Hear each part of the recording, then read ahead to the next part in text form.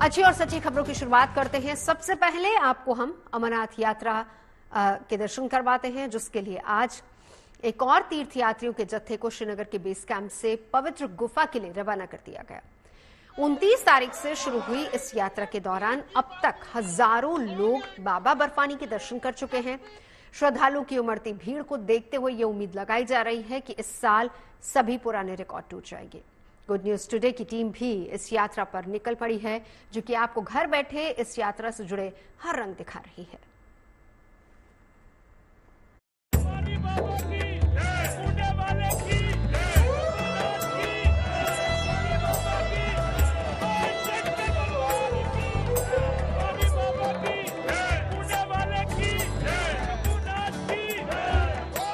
मन में दर्शन की आस लिए ये भक्त दूर दूर से बाबा बर्फानी के दर पर पहुँचे हैं। कोई पूरब से आया है, कोई पश्चिम से और कोई उत्तर से आया है, तो कोई दक्षिण से। इन दिनों जम्मू से लेकर पवित्र अमरनाथ गुफा तक चप्पा चप्पा बाबा बर्फानी के जयकारों से गूंज रहा है। बालटाल बेस कैंप की ये तस्वीरें भक्तों की इसी आस्था और भक्ति को बयां कर रही है। गुड न्यूज टुडे की टीम भी अपने दर्शकों को इस यात्रा के हर रंग को दिखाने के लिए सफर पर निकल चुकी है। अपने सफर के पहले पड़ाव पर गुड न्यूज टुडे पहुंचा बालटाल बेस कैंप।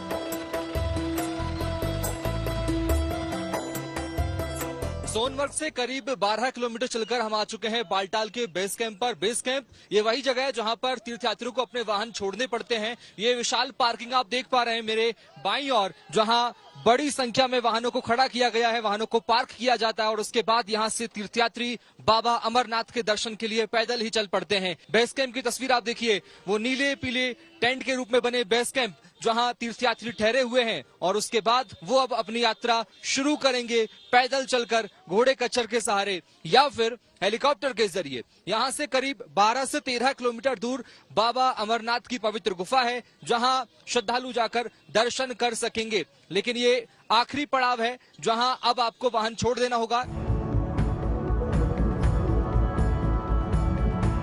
इस बालटाल बेस कैंप पर पहुंचने के बाद तीर्थ यात्रियों को कड़ी सुरक्षा जांच से गुजरना होता है, जिसे पूरा करने के बाद शुरू होता है पवित्र अमरनाथ गुफा तक जाने का सफर।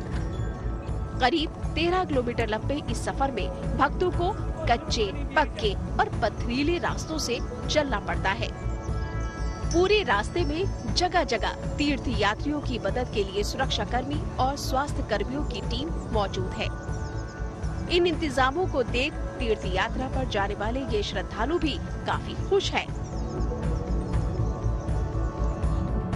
इस वक्त हम मौजूद हैं बालटाल बेस कैंप से महज 100 मीटर पहले, यानी सुरक्षा कैंप पर, सुरक्षा जांच के इस केंद्र पर, और जहां पर सुरक्षा की जांच की जा रही है। ये देखिए बड़ी बड़ी लगेज इसके अंदर मशीन यहां पर लगाई गई है, जिसके जरिए इन सामानों की जांच की जा रही है, गहनता से तलाशी ली जा रही है, पूछताछ भी की जा रही है और उनके RFID कार्ड यहां पर जांचे जा रहे हैं। बहुत अच्छा बंदोबस्त है, रोक के जहां देखो पुलिस का बंदोबस्त है, तो दर्शन करने वाले जो भी दर्शनार्थी और बिना झिझक के आ सकते, पुलिस का पूरा प्रोटेक्शन है। और भैया जब भी हम उनसे बात करते, बड़ा प्रेम से बात करते, हमको वहाँ अपनी मंजिल। व्यवस्थाएं कैसी लगी? बहुत अच्छी है, खाना पीना बहुत सुंदर है भैया। हम पंजाब से आए। यात्रा कर ली आपने? करी? कर ली। कैसा लगा? बहुत अच्छा लगा। भोले बाबा आप गुफा तक पैदल वॉक पे। कितने दिनों में पूरी यात्रा की? मॉर्निंग गए थे, शाम को आ गए वापस। हालांकि जो लोग पवित्र गुफा तक पैदल नहीं जा सके, उनके लिए खच्चर और पालकी की व्यवस्था भी कर दी गई है, जिनके जरिए श्रद्धालु बाबा अमरनाथ के दर पर पहुंचकर दर्शन कर सकते हैं। इतना ही नहीं, इस यात्रा पर आने वाले लोगों को खाने पीने और रहने की कोई परेशानी नहीं उठानी पड़ती है, क्योंकि जगह जगह लंगर लगे हुए हैं, जहां भक्तों के लिए शुद्ध और सात्विक भोजन उपलब्ध है। इसके अलावा अगर यात्रा के दौरान तबीयत बिगड़ जाए तो इलाज के लिए सुविधा से लैस एक हॉस्पिटल भी बेस कैंप पर है। भंडारा भी शुरू हो गया। आपको भंडारा भी दिखा देते हैं।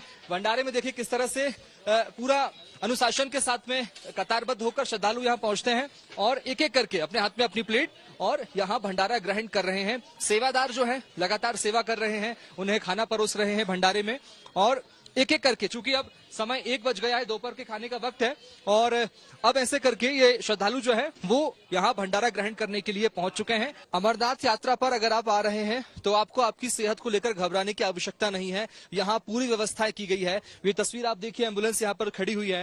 ये ओपीडी का अस्पताल है, बालटाल बेस कैंप पर मौजूद है हम और ये अस्पताल की तस्वीर आप देखिए। एम्बुलेंस आप देख पा रहे हैं, ये आधुनिक एम्बुलेंसेस हैं जिनमें तमाम तरह की सुविधाएं, फैसिलिटीज मरीजों की सेहत को ध्यान में रखते हुए यहाँ पर शामिल की गई है।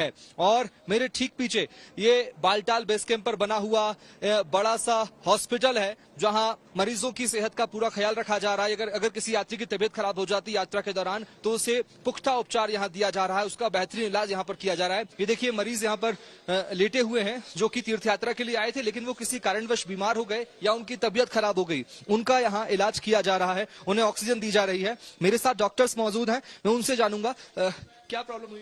हेलो जी, ये आज ही यात्रा करके आए हैं तो इनको ऊपर ऑल्टीट्यूड सिकनेस हुआ था जिसकी वजह से ऑक्सीजन की कमी हुई है। तो हमें यहाँ पर आए हुए इनको 1 घंटा हो गया है। चेस्ट में भी थोड़े से क्रैप्स से, तो हम उसी का प्रॉपर मैनेजमेंट इनको कर रहे हैं। अभी पहले से ही सिम्टोमेटिकली बेटर है। हिंदू धर्म में इस यात्रा का काफी महत्व है जिसका जिक्र धार्मिक ग्रंथों में भी मिलता है। यही वजह है कि इस यात्रा पर हर साल लाखों लोग आते हैं, लेकिन कई लोग चाहकर भी इस यात्रा पर नहीं आ पाते। ऐसे लोगों को घर बैठे बाबा बर्फानी के दर्शन के लिए गुड न्यूज टुडे की टीम पवित्र अमरनाथ गुफा की ओर सफर पर निकल चुकी है। बालटाल से शुभम राजपूत के साथ bureau report, good news today. और अब बात मानसून की कर लेते हैं। देश के ज्यादातर हिस्सों में मानसून एक्टिव है जिसके असर से कई राज्यों में भारी बारिश का दौर थम नहीं रहा है। खासकर गुजरात और पूर्वोत्तर राज्यों की अगर बात की जाए तो भारी बारिश के चलते एक बड़ी आबादी प्रभावित हुई है। ऐसे में लोगों की मदद के लिए राहत और बचाव एजेंसियों को लगाया गया है जो युद्ध स्तर पर लगातार लोगों की मदद में जुटी है।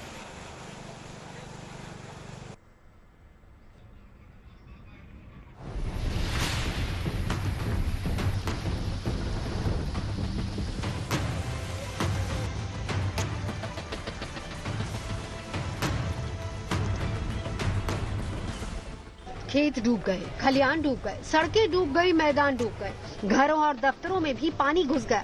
पहाड़ों से लेकर मैदान तक इन दिनों हालात कुछ ऐसे ही बने हुए हैं क्योंकि मॉनसून की मूसलाधार बारिश का ये सिलसिला थम नहीं रहा। खासकर गुजरात में, जहां के सौराष्ट्र और दक्षिण गुजरात के जिलों में भारी बारिश के चलते हालात बेहद खराब हैं। यहां तक कि कई गांव टापू में तब्दील हो चुके हैं। मौसम विभाग की ओर से बताया गया है कि राज्य के कुछ हिस्सों में बीते 2 दिनों के भीतर 16 इंच से ज्यादा बारिश रिकॉर्ड की गई है।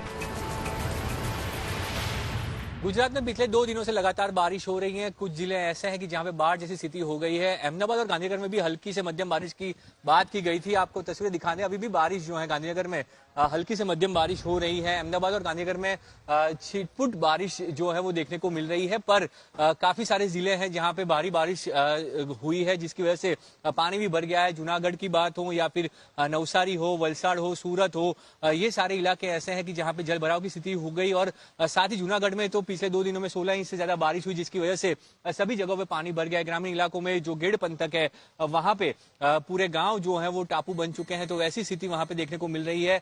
पर अहमदाबाद और गांधीनगर के लिए अभी राहत की बात यह है कि यहाँ पे मौसम विभाग ने जो पूर्वानुमान किया है वो सामान्य हल्की से मध्यम बारिश का किया है। कहीं पर भी भारी बारिश का अनुमान गुजरात के गांधीनगर और अहमदाबाद के लिए नहीं किया गया है, पर फिर भी जिस तरीके की बारिश हो रही है मौसम विभाग के पूर्वानुमान अनुसार गुजरात के लिए आने वाले 5 दिनों में बारिश रहेगी। दक्षिण गुजरात और सौराष्ट्र के कुछ इलाकों में भारी बारिश की चेतावनी दी गई है। मैदानी राज्य ही नहीं बल्कि पहाड़ी राज्य जैसे उत्तराखंड और हिमाचल प्रदेश में भी बारिश लगातार हो रही है। ये तस्वीरें देहरादून की हैं, जहां कुछ घंटों की जोरदार बारिश से कई इलाकों में पानी भर गया जिसके चलते सड़कों पर गाड़ियों का चलना मुश्किल हो गया। मॉनसून जो है और ज्यादा तेज होने वाला है। देहरादून समेत कई क्षेत्रों में लगातार बारिश हो रही है और इसके लिए मौसम विभाग ने उत्तराखंड को लेकर रेड अलर्ट भी घोषित किया है। 2 तारीख से लेकर 4 तारीख तक रेड अलर्ट है उत्तराखंड में। पड़ोसी राज्य हिमाचल प्रदेश ने भी बारिश का ऐसा ही दौर देखा, जहां पर नदियां और नालों का जलस्तर लगातार बढ़ रहा है।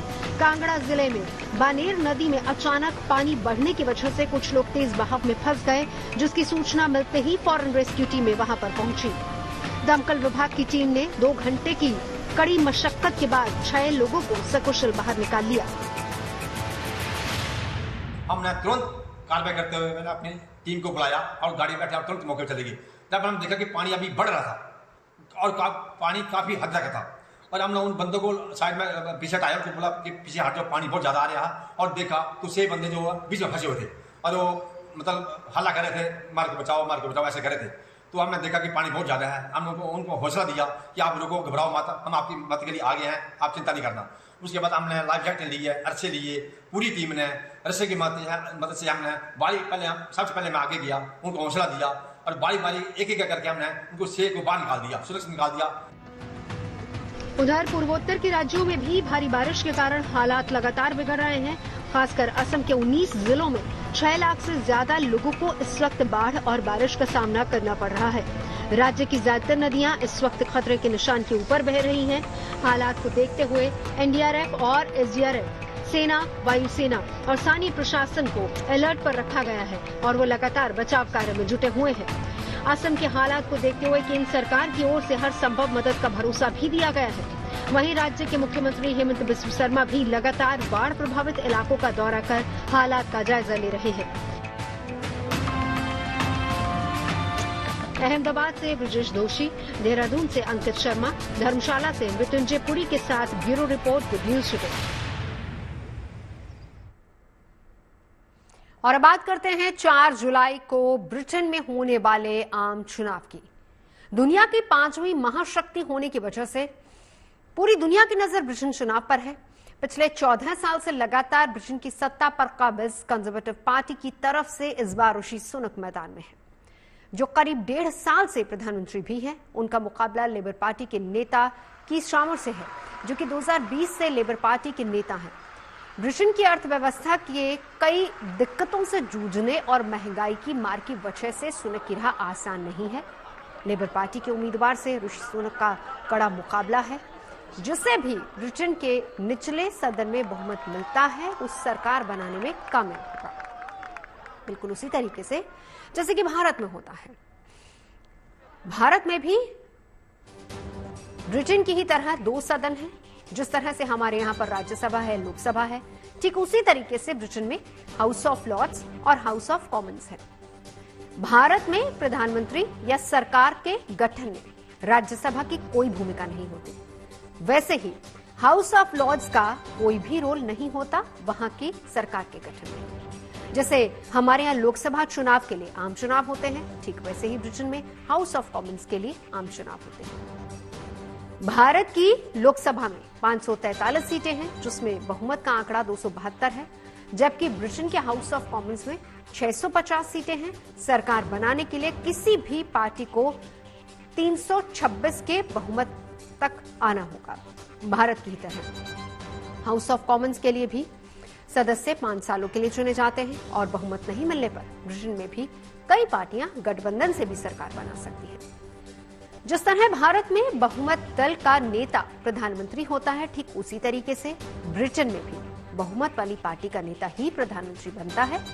हमारे यहाँ चुनाव में मुख्य तौर पर बीजेपी और कांग्रेस का मुकाबला होता है, ठीक उसी तरीके से ब्रिटेन में कंजर्वेटिव पार्टी और लेबर पार्टी के बीच मुख्य चुनावी दंगल होता है। हालांकि दोनों ही देशों में क्षेत्रीय दल या फिर छोटे छोटे चुनाव लड़ते भी हैं, कुछ सीटें जीतने में कामयाब भी हो जाते हैं। ब्रिटेन में अगर किसी भी पार्टी को बहुमत नहीं मिलता है तो फिर मौजूदा प्रधानमंत्री सत्ता में रहता है और उसे गठबंधन बनाने के लिए दूसरी पार्टियों के साथ बातचीत करके सरकार बनाने का पहला मौका दिया जाता है। अगर वो सरकार बनाने में कामयाब नहीं हो पाते तो प्रधानमंत्री सबसे बड़ी विपक्षी पार्टी को सरकार बनाने के लिए आमंत्रित करने की सिफारिश करते हैं, जबकि भारत में राष्ट्रपति ही सबसे बड़े विपक्षी दल या फिर गठबंधन को सरकार बनाने का न्योता देते हैं। इस बार कई सर्वे में लेबर पार्टी के नेता की स्टार्मर को आम चुनावों में ऐतिहासिक जनादेश मिलने की उम्मीद जताई जा रही है। अगर कोई बहुमत में बड़ा उलटफेर नहीं होता है तो फिर 14 साल से ब्रिटेन की सत्ता पर काबिज कंजर्वेटिव पार्टी की विदाई लगभग तय है। सर्वे एजेंसी यूगोव का अनुमान है कि लेबर पार्टी को चुनाव में 422 से 456 सीटें मिल सकती हैं। बताया भी जा रहा है कि कंजर्वेटिव पार्टी मात्र 72 से 140 सीटों पर ही सिमटकर रह सकती है। ब्रिटेन के सट्टा बाजार की बात करें तो की स्टार्मर के ब्रिटेन का अगला प्रधानमंत्री बनने पर बड़ा सट्टा लग रहा है। हाल के दिनों में ब्रिटेन में मतदाताओं के तौर पर भारतीयों की अहमियत और भूमिका बढ़ी है। इस बार 25 लाख भारतीय वोट देने वाले हैं। ब्रिटेन की 650 में से लगभग 50 सीटों पर भारतीय वोट किसी भी प्रत्याशी की जीत में निर्णायक भूमिका निभाते हैं। इनमें से 15 सीटें, जिनमें लेस्टर, बर्मिंघम, कन्वेंट्री, साउथ हॉल और हैरो सीट से भारतीय मूल के उम्मीदवार ही पिछले 2 चुनावों से जीत दर्ज करते आ रहे हैं और अभी इन 15 में से 12 सीटें कंजर्वेटिव पार्टी के पास हैं। यही वजह है कि आम चुनावों से पहले कंजर्वेटिव पार्टी और लेबर पार्टी के दोनों उम्मीदवारों की तरफ से हिंदू वोटर्स को लुभाने की पूरी कोशिश की गई। 30 जून को पहले प्रधानमंत्री ऋषि सुनक स्वामीनारायण मंदिर पहुंचे तो उनके ठीक एक दिन बाद प्रधानमंत्री पद के उम्मीदवार और लेबर पार्टी के नेता की स्टार्मर ने हिंदू मंदिर में जाकर मत्था टेका। तो ब्रिटेन में ऋषि सुनक वर्सेस की स्टार्मर के बीच लंदन का चुनावी मूड क्या है। सुनक ने समय से पहले की चुनाव की घोषणा की। बतौर प्रधानमंत्री ऋषि सुनक चुनाव में पहली बार वोटर्स के सामने जाएंगे। 2022 में सत्ताधारी कंजर्वेटिव पार्टी में चुनाव से पहले पीएम फेस का ऐलान नहीं किया गया था, लेकिन इस बार ऋषि सुनक के नेतृत्व में कंजर्वेटिव पार्टी चुनाव लड़ रही है। वीजा के नियमों में पहले से ज्यादा कड़ाई, महंगाई और रोजगार के मुद्दे पर भी सुनक घिरे हुए हैं। ऐसे में सवाल यह है कि 14 साल बाद ब्रिटेन की सत्ता में किसकी वापसी या किसकी विदाई हो सकती है, ये समझने की कोशिश की हमारी सहयोगी गीता मोहन ने।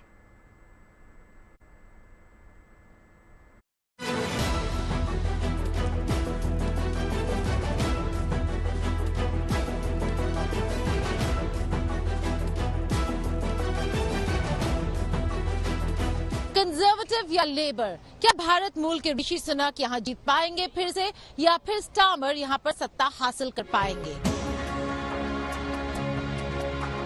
हरमीत, इंडियन इलेक्शंस देख के आए हैं। भारत में जो चुनाव चल रहे थे और अब सीधे आप यहाँ ब्रिटेन के चुनाव देखने के लिए पहुंच गए हैं। यहीं पे रहने वाले हैं, रहते हैं आप। कैसा लग रहा है, क्या फर्क है भारत के इलेक्शंस और ब्रिटेन के इलेक्शंस? सबसे बड़ा फर्क तो ये है कि जैसे हम कहते हैं अंग्रेजी में कार्निवल, वो कार्निवल नहीं आपको दिखेगा, लेकिन हाँ ये कार्निवल यानी कि एक मेला लगा होता है जैसे, तो वो एक हमारे भारत की एक बड़ी खूबसूरत सा एक फिनोमिनन है जो वहाँ होता है, इलेक्शंस के दौरान होता है। लेकिन यहाँ पे बहुत खर्च भी होता है, बहुत खर्च होता है। यहाँ पे 18,000 पाउंड में सबको कैप कर दिया गया है, तो खर्च कम है और तमाशा भी कम है, रंग भी कम है। इलेक्शन के जो आपको छोटे छोटे वो दिखते हैं स्निपेट्स, वो भी कम। मैं आपको बताऊं कि मैं अभी हम जैसे लंदन में है तो मैं कल और परसों बर्मिंघम में था, तो वहाँ पर एक चीज होती है जिसे डोर नॉकिंग कहते हैं। हमारे यहाँ भी होती है, घर घर जाकर वो वोट के लिए जाते हैं, वोट मांगते हैं। तो वहाँ एक आदमी जब जा रहा है, जो एक कैंडिडेट जा रहा है, तो उसके साथ पूरी बारात होती है। ठीक है, मान लीजिए कि एक कैंडिडेट आया तो आपको कम से कम नहीं तो उसमें 100-150 बंदा तो साथ में दिखता ही है। 3 मिल जाए, 4-5 लोग थे सिर्फ, और फिर वो डोर नॉकिंग हो रही है। और सोचिए अगर आपके अमित शाह जी या फिर राहुल गांधी घर घर नॉक करने जा रहे हो और बस 3-4 लोगों के साथ जा रहे हो, ऐसा सोचना अनइमेजिनेबल है। लेकिन यहाँ पर बड़े बड़े लीडर्स भी अकेले और बहुत कम लोगों के साथ डोर नॉकिंग करते हैं। डोर नॉकिंग कर रहे हैं, मतलब 5-7 डोर नॉकिंग तो होता ही नहीं है आजकल हमारे यहाँ पे, बड़े लीडर्स नहीं करते हैं। गीता, वहाँ पर डोर नॉकिंग हो रहा है, नॉक भी हो रहा है, बेल भी बज रहा है, लेकिन उसमें एक चीज बात ये थी कि ये नहीं, ये अब आप यहाँ पर कि लोग आकर कोई हार डाल रहा हो या कुछ इस तरह, कुछ ऐसी बात नहीं है। ज्यादातर लोगों ने तो कह दिया आई एम बिजी, आप बाद में आए। तो ये भी है कि जो जहां पर जो जनता है वो ये शायद मैं इसे पॉजिटिव एस्पेक्ट में लूंगा कि यहाँ पर जो जनता है वो बिछ नहीं जाती, वो जानती है कि ये इलेक्टेड चुने हुए नेता हैं या वोट मांगने के लिए आए हैं, हमारी सपोर्ट मांगने के लिए आए हैं। हाँ, वो अपनी जो एक डिग्निटी है उसको इतना जरूर मैं देखता हूँ। और देखिए इसलिए नहीं बिच जाते हैं क्योंकि अगर वो कंजर्वेटिव को वोट कर रहे हो शायद लेबर को एंटरटेन ही ना करे, उनको ये सोचना भी नहीं होता कि अरे तो क्या हुआ अगर ये पावर में आ गई नहीं है, उनको कोई फर्क नहीं पड़ता है। नहीं, वो एक माइंड तो बन चुका है ना अब तक, तो अब तो उस स्टेज पर माइंड क्या बना है बताए, क्या लग रहा है कि कंजर्वेटिव्स की हालत, मतलब ऋषि सुनाक का हालत बहुत खराब है। मैं कोई देखिए वो कहता हूँ फॉर्चून टेलर तो नहीं हूँ और ना ही मुझे ये इलेक्शन की ओपिनियन पोल्स और एग्जिट पोल्स में विश्वास करते हैं लेकिन जितना यहाँ पे पढ़ चुका हूँ उससे लग रहा है कि लेबर आ रही है, क्योंकि 14 साल हो गए हैं कंजर्वेटिव्स को ऑलरेडी यहाँ पर जो है वो पावर में रहे हैं। तो लेबर का आना जितना पढ़ पाए हैं उसके हिसाब से वो तय है, और क्योंकि 20 पॉइंट की लीड अभी भी आगे जा रही है, तो 20 पॉइंट मुझे लगता है काफी ज्यादा है। और जो कंजर्वेटिव्स हैं उनके जो इश्यूज हैं, मतलब लोगों के साथ जो इश्यूज आए हैं, वो महंगाई बहुत बड़ा एक इशू आया है गीता, और लोगों की कॉस्ट ऑफ लिविंग, रहने का खर्चा, वो बहुत बड़ा है। जैसे कि मैं मुस्लिम का मुद्दा, खालिस्तान का मुद्दा, क्या ये मुद्दे थे? नहीं, देखिए आइडियोलॉजिकल जो मुद्दे हैं ना, ये समुदाय में सीमित होते हैं, समुदाय में सीमित होते हैं। लेकिन जब आप एक तरह का इकोनॉमिक इश्यूज जब आते हैं, अब आप ये देखिए कि अगर मैं यहाँ रह रहा हूँ और मुझे ये पता लग रहा है कि मेरी मॉर्गेजेस जो मैंने मान लीजिए कि कुछ लिया हुआ है मॉर्गेज के लिए, जो मैंने पे ऑफ करना है, वो मुझे लग रहा है कि यार ये जो था ये तो 5, 7, 10 गुना बढ़ गया मेरा खामखा का।